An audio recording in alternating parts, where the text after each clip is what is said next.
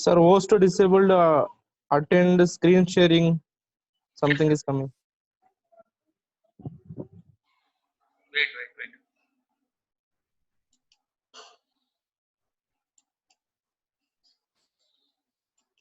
Now you can, sir. Okay, sir.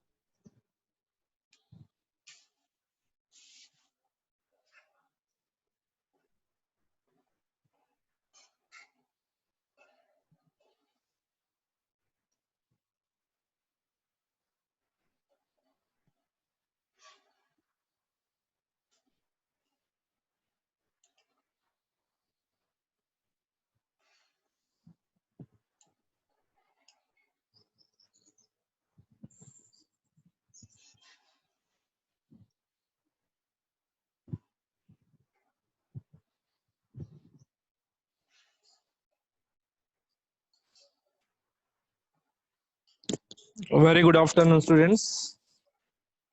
In this session, I'm going to continue the remaining questions from the human skeletal system.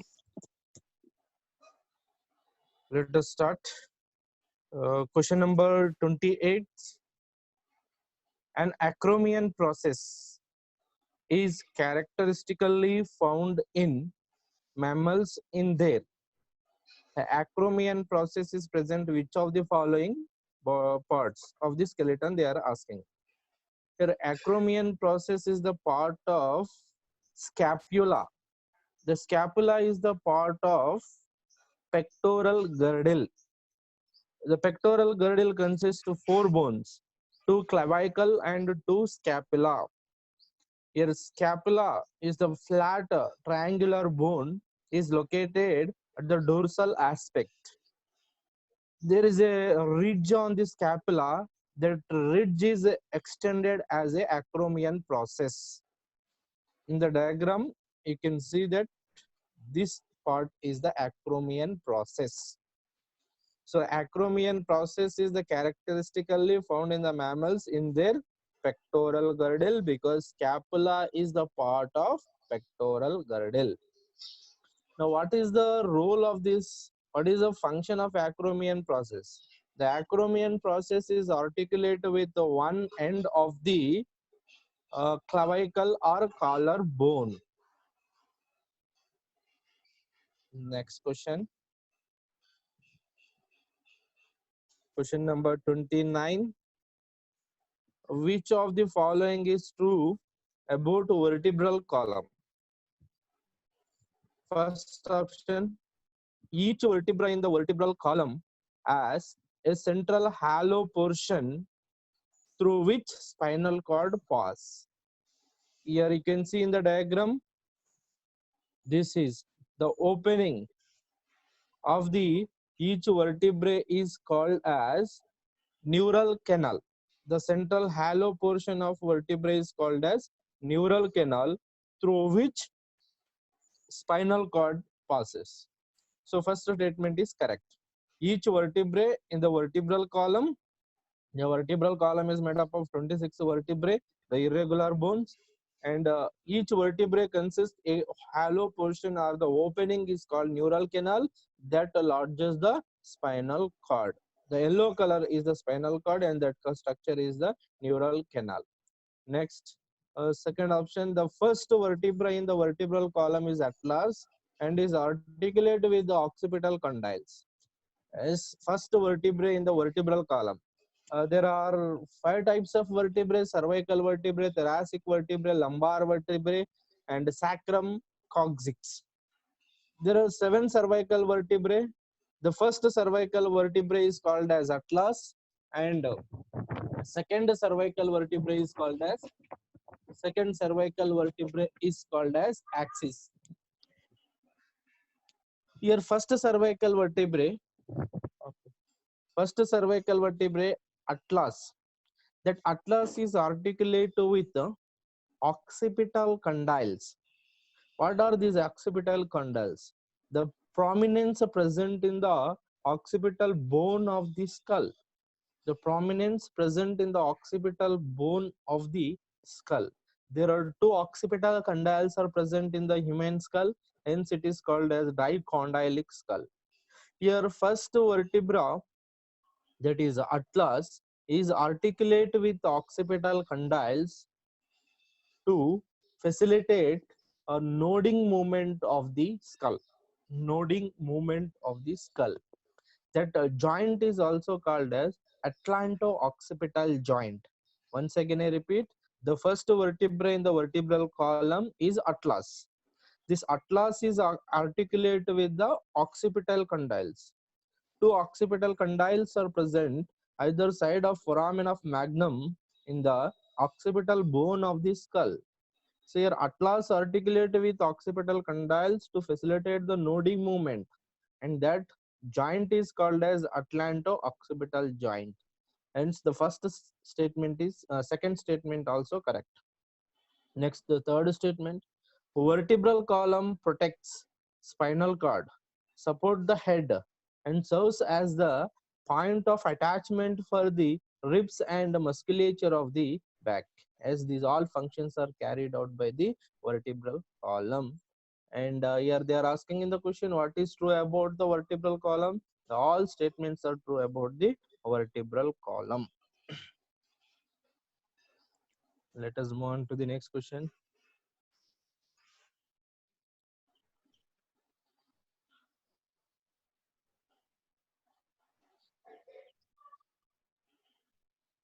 Question number 29.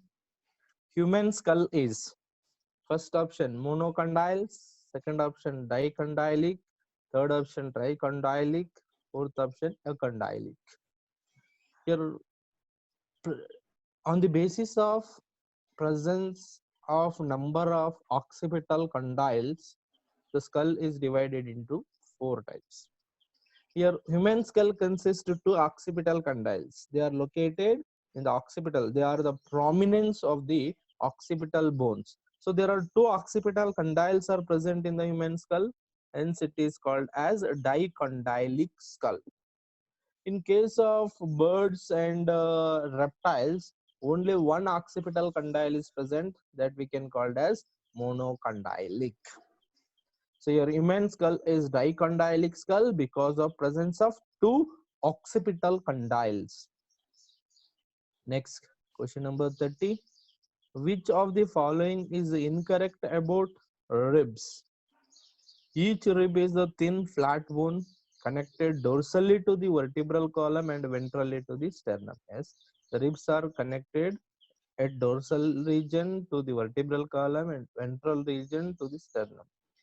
The rib has two articulation surfaces on its dorsal end, which are called as bicephalic. Yes, all the ribs consist two heads or two surfaces, articulating surfaces at the dorsal end, where they are attached to the vertebral column. They consist two surfaces or two heads, hence they are called as bicephalic. One head is called as, one part is called as tuberculum, and the capitulum, another head is called as capitulum. Because of presence of two heads at the dorsal aspect, the ribs are called as bicephalic. As second statement also correct. Ventrally, ribs are connected to the sternum by elastic cartilage. This statement is wrong because ventrally the ribs are connected to the sternum by hyaline cartilage, not elastic cartilage. The ribs are connected to the sternum by hyaline cartilage, not elastic cartilage. Hence, the third statement is wrong. Next, fourth statement we'll see. First seven pairs are called as true ribs. Yes, because they dorsally they are attached to the vertebral column and ventrally direct attached to the sternum. Eighth, ninth, and the 10th pair is known as false ribs or vertebrochondral ribs because dorsally they are attached to the vertebral column. The ventrally they are attached to the cartilage of the seventh pair of rib.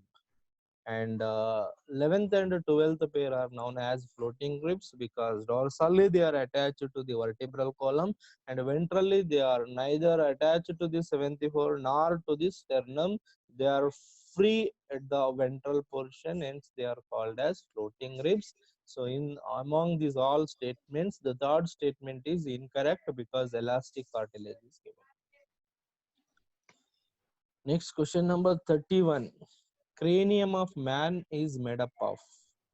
First option 8 bones, second option 12 bones, third option 16, fourth option 14. The cranium of man is made up of 8 flat bones. The 8 flat bones are 1 frontal bone, 2 parietal bone, 1 occipital bone, 1 occipital bone at the posterior region, and 2 temporal bones, and sphenoid bone, and ethmoid bone. These are the 8 cranial bones. Next, the cranium is the brain box. It protects the brain. Let us move on to the next question. Question number 32. What is the right sequence of bones in the ear ossicles of mammal starting from the tympanum inwards? There are 3 ear ossicles are present in each middle ear cavity. One is malleus, incus, and stapes. Malleus, incus, stapes. The head of the malleus is attached to the tympanum. Then the tail of the malleus is articulate with incus. Then incus is articulate with the stapes. Then the stapes is attached to the oval window. Stapes is attached to the oval window that is opening into the inner ear. So in the sequence from tympanum to the inwards, malleus, incus, and stapes. Therefore, answer is first option. And what is the function of these ear ossicles? These bones, they are present in the middle ear cavity. Then what is their role? They transmit the sound vibrations from the tympanum to the inner ear cavity.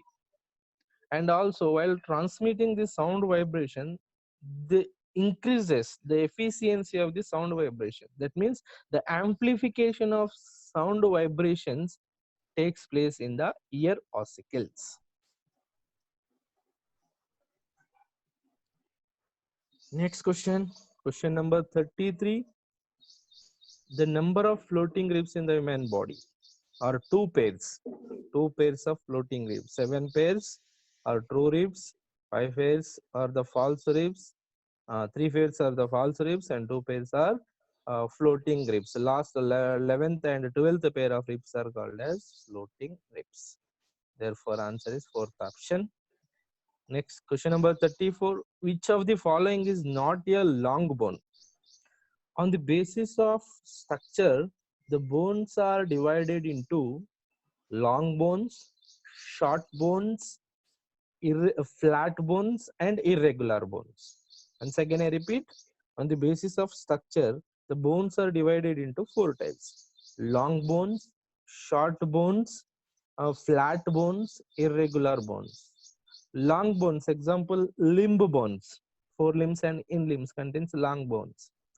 And short bones, these based on the size, long and short bones. The short bones are present in the carpal, in the wrist region and ankle region. That means carpals and tarsal bones are the short bones. Next, the flat bones, cranium and sternum and ribs, these are the flat bones. And irregular bones, the vertebrae are irregular bones. Here they are asking, which of the following is not a long bone? Metacarpals of the palm, it is a short bone. Metacarpals of palm is the short bone. Humerus of upper arm is the long bone. Femur of thigh is the long bone. And tibia, fibula of leg also long bone. So humerus, femur, tibia, fibula are the long bones. Metacarpals of the palm are the short bones. Therefore, which is not a long bone? Answer is first option. Each half of the pectoral girdle mainly comprises a large flattened and triangular cartilage bone, which is called as. The each half of the pectoral girdle consists 2 bones. One is clavicle, another one is scapula. In the diagram, you can see this is a clavicle and this is scapula. This is one half of the pectoral girdle. Each half of the pectoral girdle consists one clavicle and one scapula. Clavicle is the S-shaped bone, curved bone. But here scapula is the triangular bone, flat and triangular bone. So in this question they are asking a large flattened and triangular cartilage bone is scapula. Therefore answer is first option. Third option, sorry. Next. Question number 36. Which of the following is not a perfect joint? Which of the following is not a perfect joint? Here, perfect joint means freely movable joint. The freely movable joint is called as perfect joint. Among three types of joints, that means cartilaginous joints, fibrous joints, and synovial joints. Among these three types of joints, the synovial joints are the perfect joints because they allow the free movement. Here, ball and socket joint is example for the synovial joint, as it is a perfect joint. All synovial joints are the perfect joints. Hinge joint, as hinge joint where it is present, elbow and knee region, it is also type of synovial joint, so it is also perfect joint. Next, cartilaginous joints. The cartilaginous joints are not perfect joints because they are slightly movable. Fibrous joints and cartilaginous joints are slightly movable joints. So your cartilaginous joint is the not a perfect joint. Perfect joint. It is imperfect joint. Therefore, answer is third option. Next, pivot joint. This pivot joint present between atlas and axis. It is also type of synovial joint. So here A 1, 2, 4. These three are the perfect joints, and the third one is the imperfect joint. Cartilaginous joint is the imperfect joint.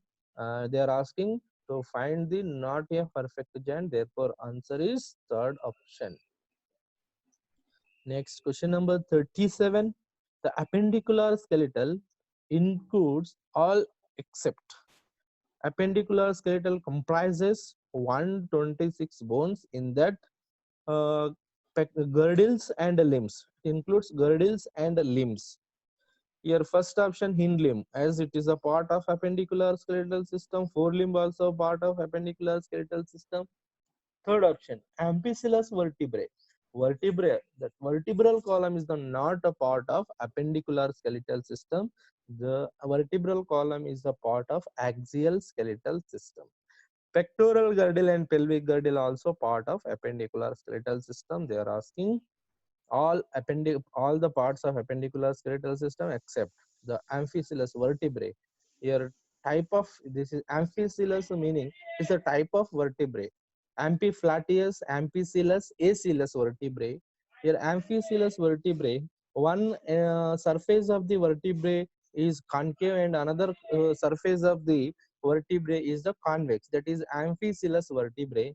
And in human beings, amphiflateus vertebrae will be present, that is two surfaces of the vertebrae are flat, hence they are called as amphiflateus vertebrae. Answer 37 question, answer is third option. Next, which one of the cartilage helps in early birth of a child without damage to the pelvic girdle? As during parturition, the pelvic girdle has to dilate. Pelvic girdle. The pelvic girdle is composed with two bones, two coxal bones. Here, two coxal bones are joined with help of fibrous joint. Two coxal bones of the pelvic girdle or at the ventral portion, they are joined with help of fibrous joints. Fibrous joint is a immovable joint. But during the parturition, coming when baby is coming out from the mother's body, this fibrous joint should be dilate to allow the expulsion of the baby. So for that, a hormone is releases from the corpus luteum and ovary, that is the relaxin hormone. The relaxin hormone dilates the fibrous joint present between two coxal bones. to facilitate the expulsion of the baby. So in the question they are asking, which one of the cartilage helps in the early birth of a child without damage to the pelvic girdle?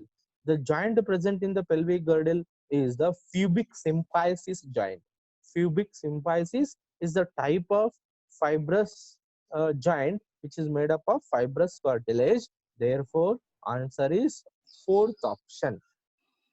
Next, question number 39. Carpals, metacarpals, tarsals, metatarsals are in number respectively. Carpals are 8, metacarpals are 5, tarsals are 7, and metatarsals are 5. Therefore, answer is 1. First option. Let us move on to the next question. As the column 1 with column 2, cranium is made up of 8 bones. A. Second one, skull 22 bones, face 14 bones, in limb 30 bones, each in limb 30 bones, ribs 12 pairs or 24, 12 pairs.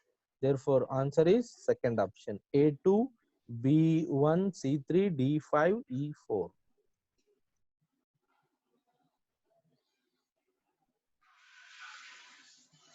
Next question, hyoid bone or tongue bone is, the hyoid bone is a single bone located at the base of buccal cavity,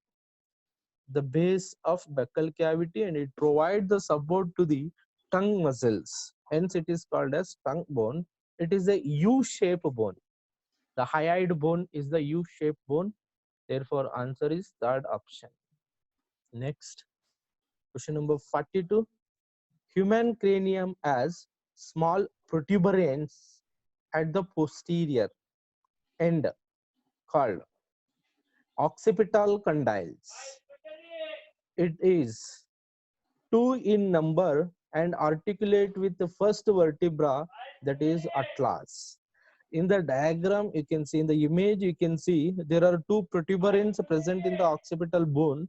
They are called as 1 and 2. These 2 protuberance present at the base of the skull are called as occipital condyles. The human cranium has small protuberance at the posterior end called occipital condyles, and it is 2 in number and articulate with the first vertebrae to facilitate the nodding movement of the skull, and the joint between atlas and occipital condyle is called as atlanto-occipital condyle, atlanto-occipital joint. So your answer is occipital condyle and 2, there are 2 in number, therefore answer is second option.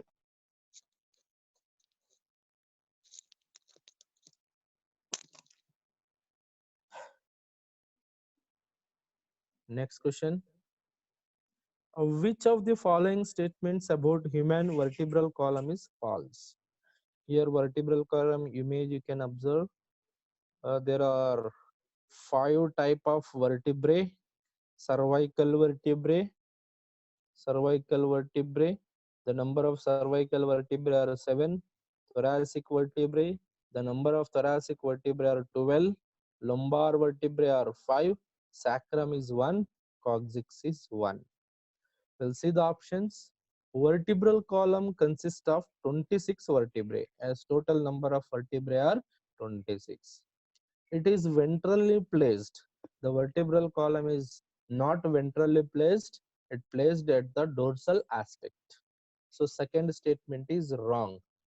And it extended from the base of the skull and constitute the main framework of the trunk, as it is extended from the base of the skull and it is the main framework, it is the main supportive structure to the trunk. Next, the neural canal in the vertebrae is the passage of spinal cord. At each vertebrae consists a hollow portion. The cavity is called as neural canal, that is the passage for the spinal cord. Therefore, your incorrect statement is second option.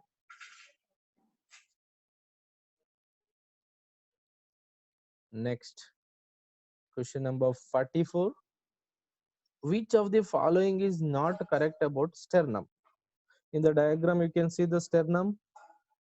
This is the sternum. This colored portion is the sternum. It consists three parts. One is manubrium, body, and xiphoid process. We'll see the options. It is commonly called as breastbone. As the sternum is also called as breastbone. It is a flat bone. As based on the structure, it is a flat bone. It is two in number. No, the sternum is the single bone. So third statement is wrong. Next, it is located on the ventral midline of the thorax. Yes, it is located at ventral midline of the thorax, and it provides the support. It provides the place for the attachment of the ribs. So question number 44, answer is third option. Is the wrong statement. Next, which of the following statements is false about scapula? They are given.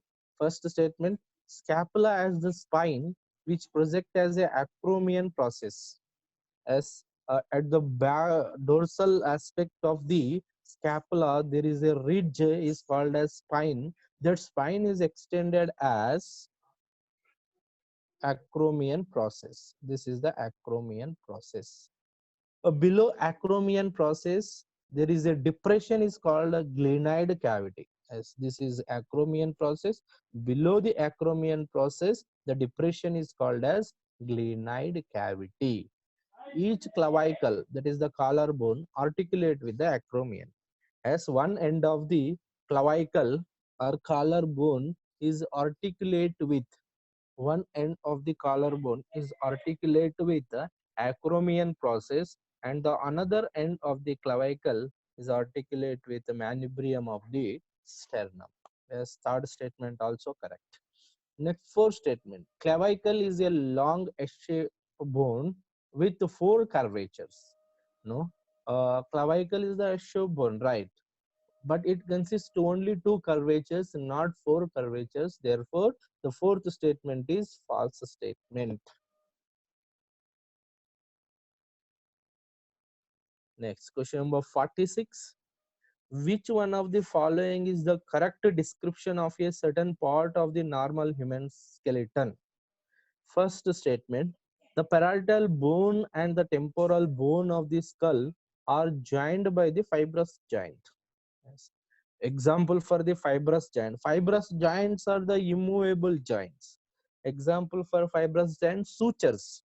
There are the sutures are present in the cranium. There are three sutures. One is coronal suture, squamous suture, and lambdoid suture, and also sagittal suture also present. First, these all sutures are made up of fibrous cartilage, fibrous connective tissue.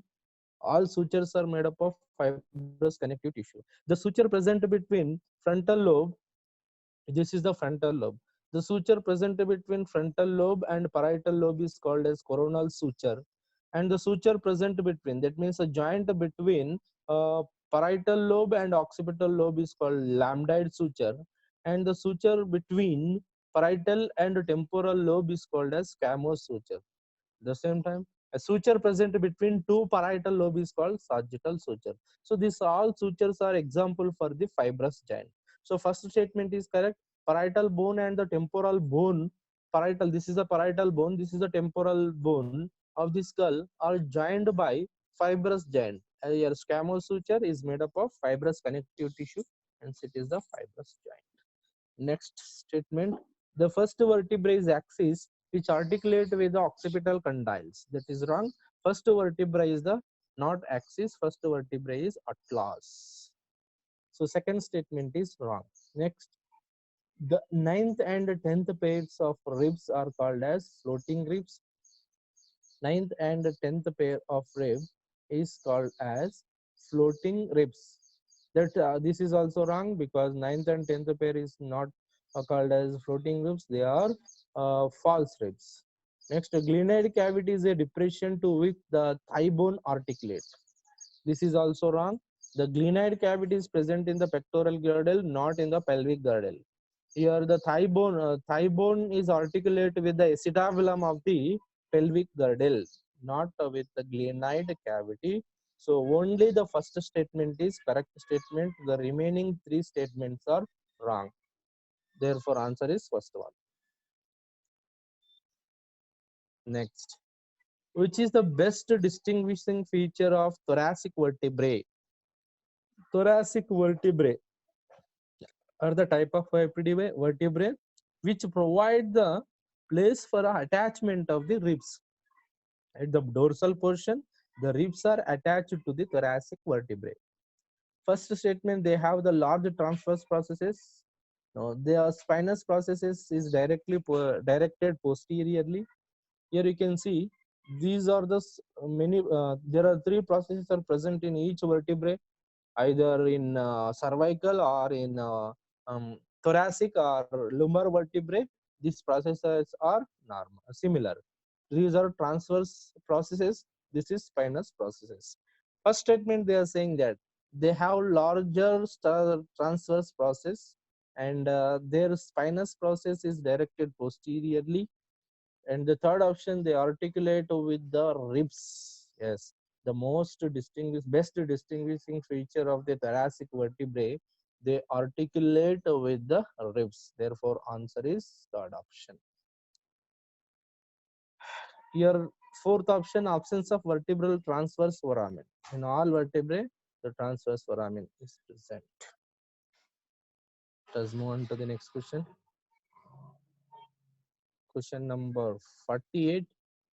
Bone formed by the ossification of tendon is called. In previous class, we have discussed about types of bones on the basis of mode of formation. The bone formed by the ossification of tendon called as sesamoid bone. Second option, cartilage or replacing bones. The bones which are formed by the ossification of cartilages. Here, sesamoid bone example, patella and pisiform bone. Cartilaginous bones example, most of the bones in the human body, the long bones.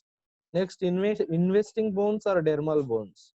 The bones which are formed by the ossification of skin, investing or dermal bones. The bones which are formed by the ossification of skin called as investing bones or dermal bones.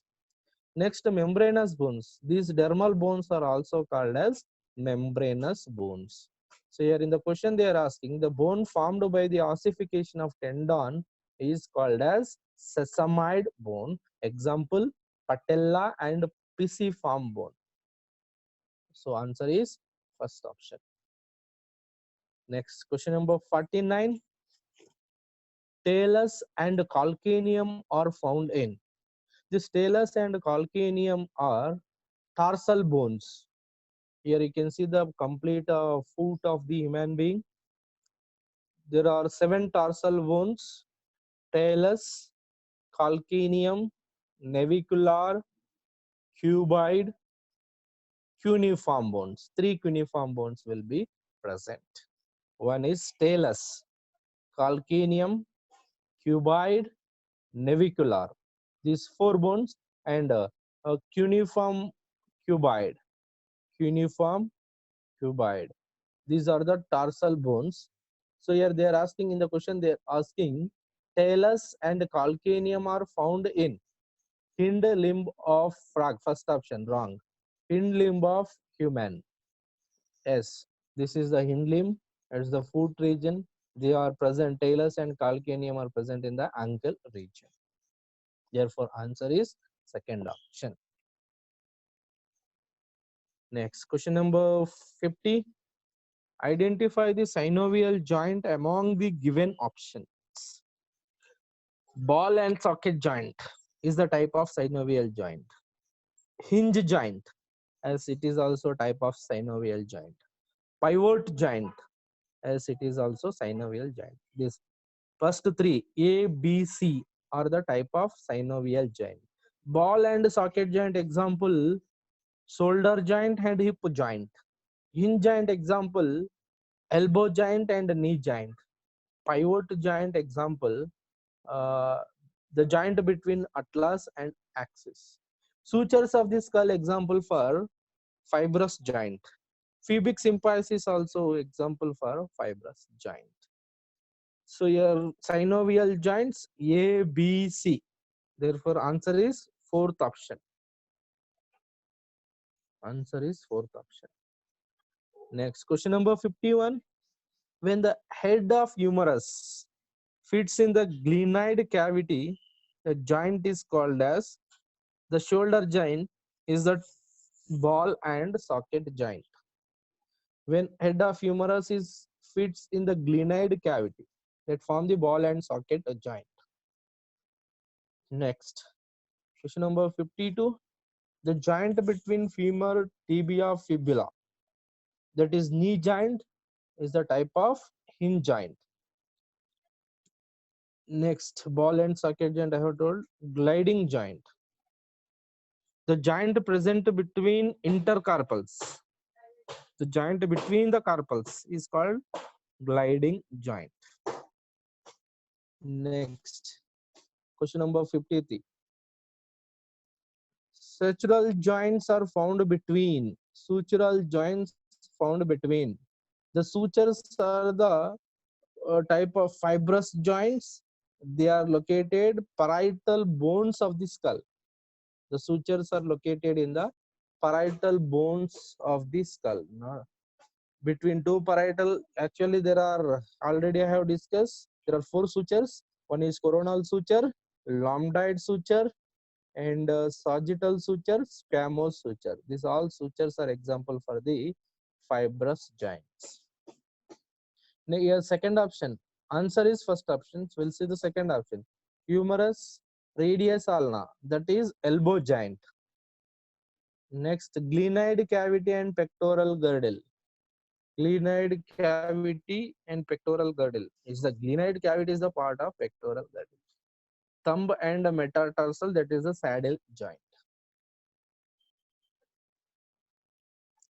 Next, question number 54. Saddle joint is present between radius and ulna carpals. Wrong. Carpals, metacarpals of thumb. Yes. The saddle joint is present between carpals, metacarpals of thumb. Second answer. Option is second answer. Next, joint between bones of human skull is the fibrous joint. Question number 55. Joint between bones of human skull. Just now I told that fibrous joints. Next, the joint present between the manubrium and the body of sternum. Here, sternum consists three parts: manubrium, body, and xiphoid process. Here, the joint between manubrium and body of the sternum is imperfect joint. Imperfect because it is a cartilage. Imperfect joint. Option 3. Next. Question number 57. Progressive degeneration of skeletal muscle. Progressive degeneration of skeletal muscle, mostly due to genetic disorder, is first option myasthenia gravis. Myasthenia gravis is not a genetic disorder. Muscular dystrophy. Yes, muscular dystrophy is the genetic disorder. The characteristic feature of muscular dystrophy is the progressive degeneration of the skeletal muscle. Then what about myasthenia gravis? Myasthenia gravis is an autoimmune disorder. Autoimmune disorder. It is characterized by a damage of neuromuscular junction. Damage of neuromuscular junction that result in the weakening and paralysis of the skeletal muscles. That is about myasthenia gravis. But in the question they are asking progressive degeneration of skeletal muscle, mostly due to genetic disorder, that is muscular dystrophy. Next, what about third option? Gout. The gout is causes due to accumulation of uric acid crystals in the joints. Accumulation of uric acid crystals in the joint. Tetany is the rapid spasms in the muscles due to low calcium in the blood. Due to low calcium levels in the blood, the muscle shows spasms. They are prolonged contractions or the sustained contractions occur in the muscle is called as tetany. So the tetany is caused due to low calcium levels in the blood. Next, question number 58. Inflammation of joints due to accumulation of uric acid crystals. Inflammation of joints due to accumulation of uric acid crystals occur in gout. Accumulation of uric acid crystals in the joint is called gout disease. Next, in that option, first option, osteoporosis. This is a age-related disorder due to decreasing of bone mass. The characteristic feature of the osteoporosis, due to decreasing of the bone mass, the bone become very soft or very brittle, and the chances of fractures are more. Next, rickets. Rickets is caused due to deficiency of D vitamin. Rickets is causes due to deficiency of D vitamin in children. Next, question number 59. Myasthenia gravis is, as just now I have told that myasthenia gravis is an autoimmune disorder affecting neuromuscular junction leading to the fatigue, weakening and paralysis of the skeletal muscle. Yes, myasthenia gravis is an autoimmune disorder. What is autoimmune disorder? When our immune system has a ability to distinguish our own particles and foreign particles. Once it failed to recognize our own particles, our own body parts, it attack on our own body parts and damages them. That we can call as autoimmune disease. So here myasthenia gravis is autoimmune disorder. In this, neuromuscular junction will get effect. Why it will get effect? Our own antibodies destroy the neurotransmitter receptor present in the neuromuscular junction. So first statement is correct about myasthenia gravis. Progressive degeneration of skeletal muscle, mostly due to degeneration, mostly due to genetic disorder, that is about muscular dystrophy. Rapid spasms in the muscle due to low calcium in the body fluid is the tetany. Inflammation of joints is called as arthritis. So 59 question answer is first option.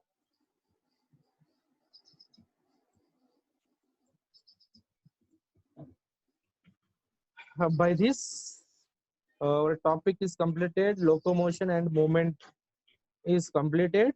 In the next class, we will start the neural control and coordination. Students, if you have any doubt in this topic, you can ask now.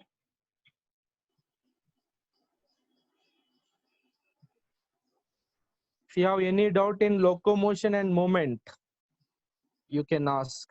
You can write in the chat.